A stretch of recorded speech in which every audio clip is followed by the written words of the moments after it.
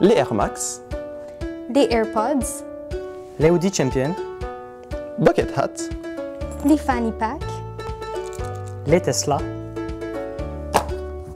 les Crocs.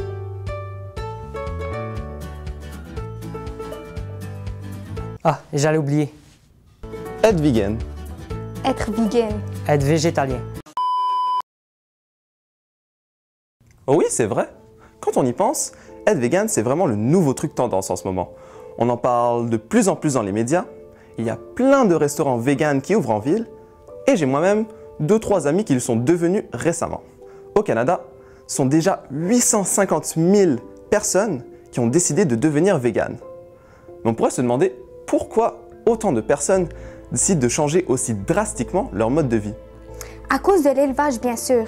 En effet, ne pas manger de la viande ou des produits animaux permettra de réduire l'expansion de la viande dans le monde. Saviez-vous que, durant 50 ans, la production de viande a été multipliée par 4? Au Canada, l'élevage est une industrie en plein essor, même si le Canadien moyen consomme de moins en moins de viande.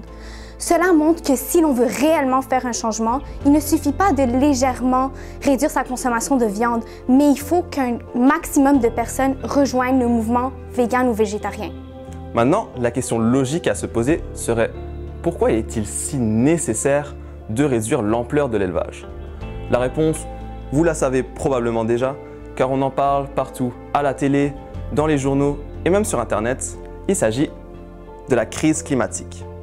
Alors, l'activité humaine endommage de plus en plus l'environnement et l'élevage en est un des principaux acteurs. Et ce, pour deux principales raisons. Premièrement, l'espace requis par l'élevage et deuxièmement, ses fortes émissions de gaz à effet de serre. Aujourd'hui, plus d'un quart des terres émergées dans le monde sont réservées à l'élevage. Cela inclut les espaces où sont élevés les animaux ainsi que les terres agricoles réservées à la production de leur nourriture. En plus de limiter l'espace réservé à la production de nos aliments, cela se traduit parfois par une déforestation massive pour accroître l'espace exploitable. Même si cela concerne plus les pays comme le Brésil que le Canada, l'impact de la déforestation massive pourrait se faire ressentir peu à peu jusqu'au Québec. Le principal impact négatif de l'élevage sur l'environnement sont ses émissions de gaz à effet de serre. En effet, bien qu'on ne voit pas de nuages de fumée au-dessus d'un pâturage rempli de vaches, ce dernier est bel et bien une source majeure de gaz à effet de serre. Au Canada, l'élevage et l'agriculture sont à eux seuls responsables de 10 % des émissions de gaz à effet de serre. C'est la troisième industrie qui en émet le plus au Canada, avec près de 78 millions de tonnes en 2017. Le tiers de ce chiffre provient de l'élevage de bœuf. Pourquoi l'élevage de bœuf? Eh bien, car ces animaux rejettent du méthane dans l'air, le méthane étant un gaz à effet de serre dont les effets sont 25 fois plus intenses que le CO2. Si du jour au lendemain, en tant que Canadien, on arrêtait de manger du bœuf, et donc du même coup d'en produire, on réduirait les émissions de gaz à effet de serre du pays de 3,6 %. Bon, c'est bien beau tout ça, mais personnellement, je pense pas que je serais capable d'arrêter de manger de la viande. Les plats véganes sont trop compliqués à faire et ont un goût moins bon que les plats normaux. Et j'aime juste tout simplement trop le goût de la viande pour m'en passer.